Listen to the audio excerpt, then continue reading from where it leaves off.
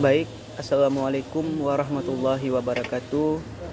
Perkenalkan, nama saya Ahmad Al-Jaziri dengan NIM 2306021115. Ingin mempresentasikan materi dari saya sendiri yang berjudul Sejarah Koperasi dan Koperasi Syariah di Indonesia. Baik, pada kesempatan kali ini izinkan saya untuk memaparkan materinya. Yang pertama, kita masuk ke pengertian dan landasan koperasi syariah.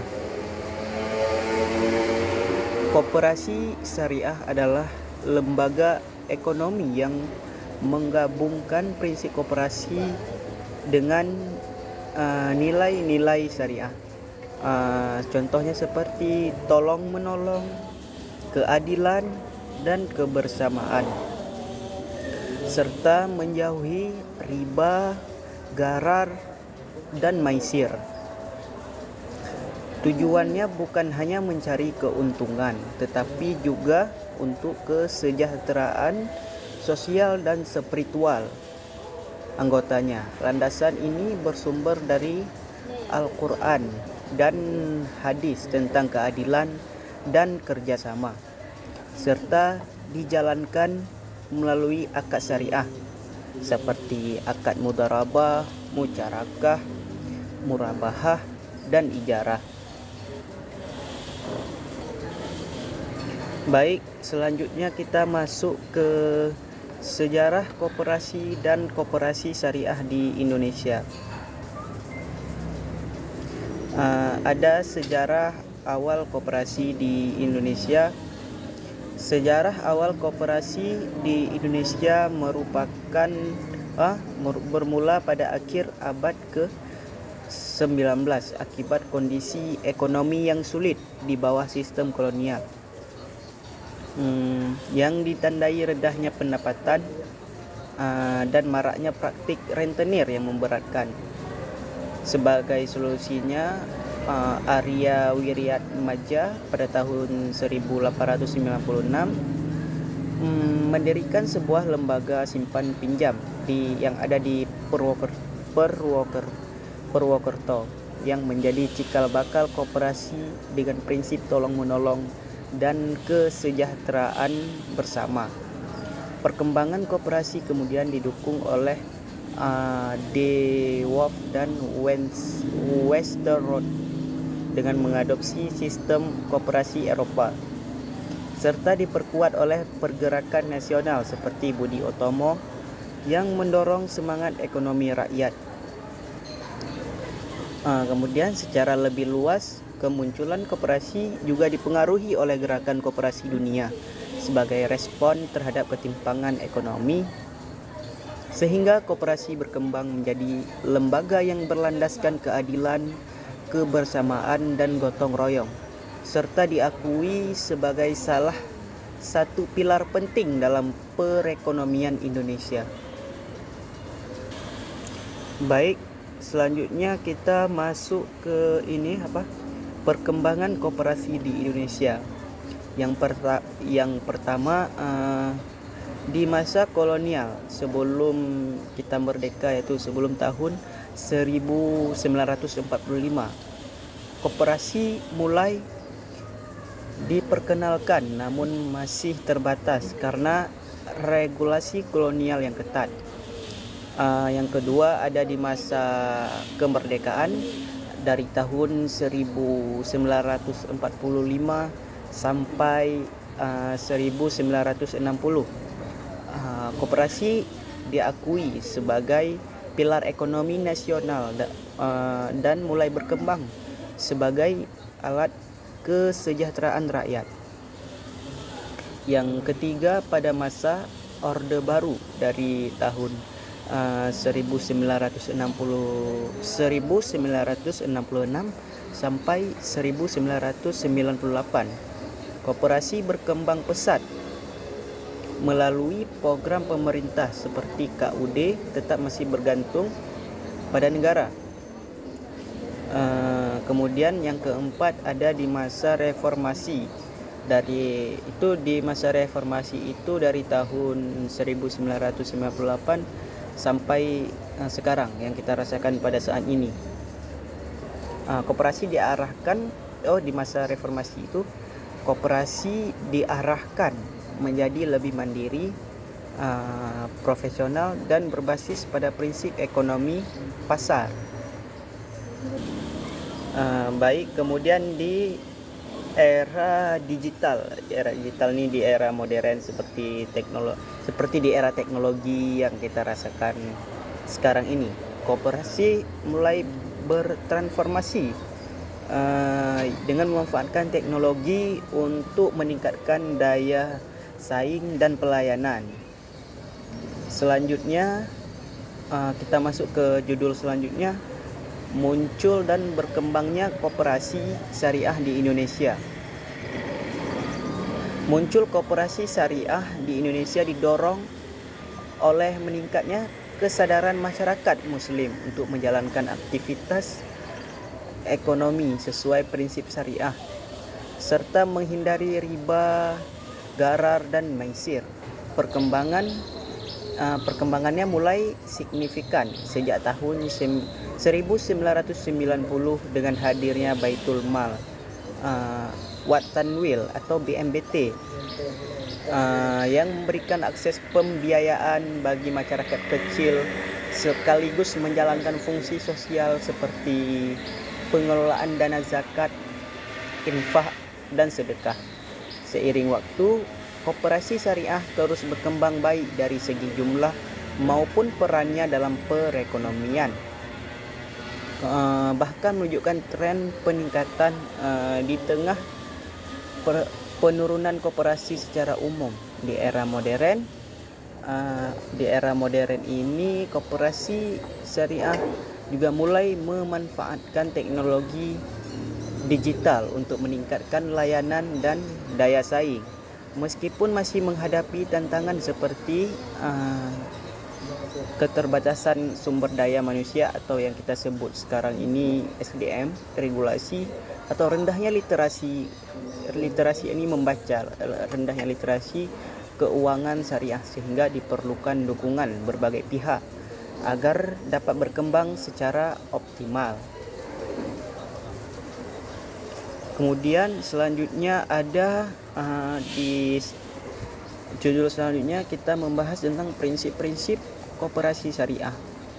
Koperasi syariah berlandaskan nilai ta'awun. Ta'awun itu nilai tolong menolong untuk memenuhi kebutuhan anggota melalui kerjasama dan solidaritas. Setiap transaksi dijalankan dengan prinsip keadilan melalui sistem bagi hasil. Bukan dalam sistem bagi hasil ini bukan berarti bunga ya kawan-kawan ya. Pengelolaan lembaga harus berpegang pada amanah, yaitu kejujuran, itu yang utama, kejujuran dan tanggung jawab. Tanggung jawab itu utama juga. Semua proses dilakukan dengan transparansi untuk menghindari ketidakjelasan, yaitu yang sering kita sebut di dalam kita belajar ekonomi syariah, yang sering kita sebut adalah gharar. Gharar ini ketidakjelasan dan menjaga kepercayaan anggota. Selain itu, koperasi menerapkan risk sharing, yaitu pembagian risiko dan hasil secara adil sesuai dengan kontribusi masing-masing. Maksudnya pembagian risiko ini ada laba, ada rugi. Dia tidak mengharapkan keuntungan semata. Inilah yang disebut sebagai prinsip-prinsip dasar dalam koperasi syariah. Berbeda dengan koperasi konvensional. Baik, selanjutnya kita bahas akad-akad yang ada di dalam koperasi syariah. Yang pertama adanya akad mudharabah, atau akad ini yang sering kita sebut akad bagi hasil. Kerjasama antara pemilik modal dan pengelola usaha.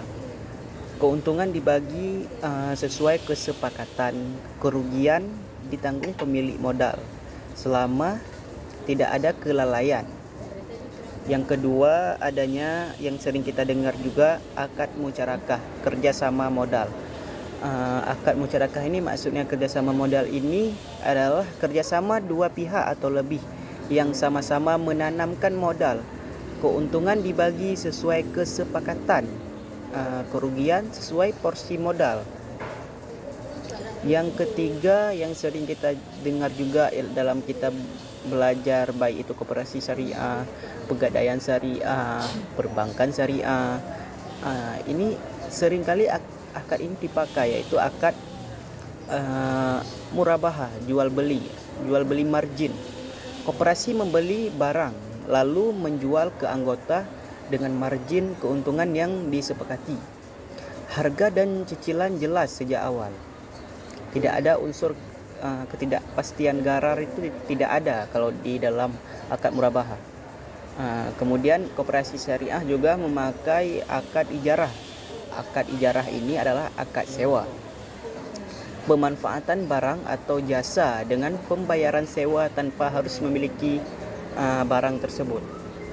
Ini sering kita dengar juga, akad ijarah ini sering dipakai di lembaga pegadaian syariah, bukan hanya di koperasi syariah. Itu yang saya ketahui, kawan-kawan. Baik, selanjutnya kita masuk ke peran koperasi syariah dalam ekonomi Islam.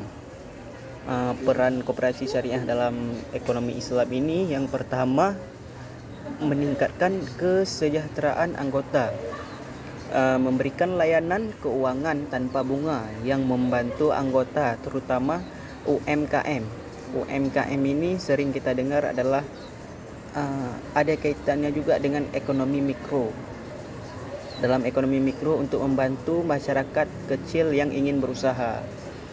Yang kedua, mendorong inklusi keuangan syariah, memperluas akses layanan keuangan syariah bagi masyarakat yang belum terjangkau bank. Misalnya masyarakat ini agak sulit untuk mengajukan modalnya ke bank, tapi kalau di dalam koperasi syariah ini masyarakat lebih mudah. Itu contohnya, kawan-kawan. Yang ketiga, mengurangi ketimpangan ekonomi. Maksudnya sistem bagi hasil dan berbagi resiko menciptakan distribusi kekayaan yang lebih adil. Jadi tidak menguntungkan sepihak. Kalau misalnya laba kedua belah pihak. Kalau misalnya rugi kedua belah pihak. Itu prinsip atau peran koperasi syariah yang ada dalam ekonomi Islam. Kemudian yang keempat, memberdayakan ekonomi umat, menyediakan pembiayaan sekaligus pendamping dan edukasi untuk meningkatkan kemandirian ekonomi. Baik, kawan-kawan, setelah saya jelaskan panjang lebar tentang koperasi syariah, pengertian koperasi syariah, akad-akad yang ada dalam koperasi syariah, perkembangan koperasi syariah di Indonesia, perspektif ekonomi syariah, perspektif koperasi syariah, peran koperasi syariah dalam ekonomi Islam, dan yang terakhir yang bisa kita ambil kesimpulan dalam koperasi syariah ini adalah koperasi syariah ini merupakan pilar ekonomi Indonesia yang tumbuh dari semangat gotong royong. Perkembangannya melahirkan koperasi syariah sebagai inovasi yang menggabungkan prinsip koperasi dengan nilai-nilai Islam, sehingga menawarkan sistem yang lebih adil dan etis. Koperasi syariah tidak hanya berfungsi sebagai lembaga ekonomi, tapi juga menerapkan nilai keadilan, amanah, transparansi, dan tolong-menolong melalui akad seperti mudharabah, musyarakah, murabahah, dan ijarah. Perannya penting dalam meningkatkan kesejahteraan anggota, memperluas akses keuangan, dan memberdayakan masyarakat kecil.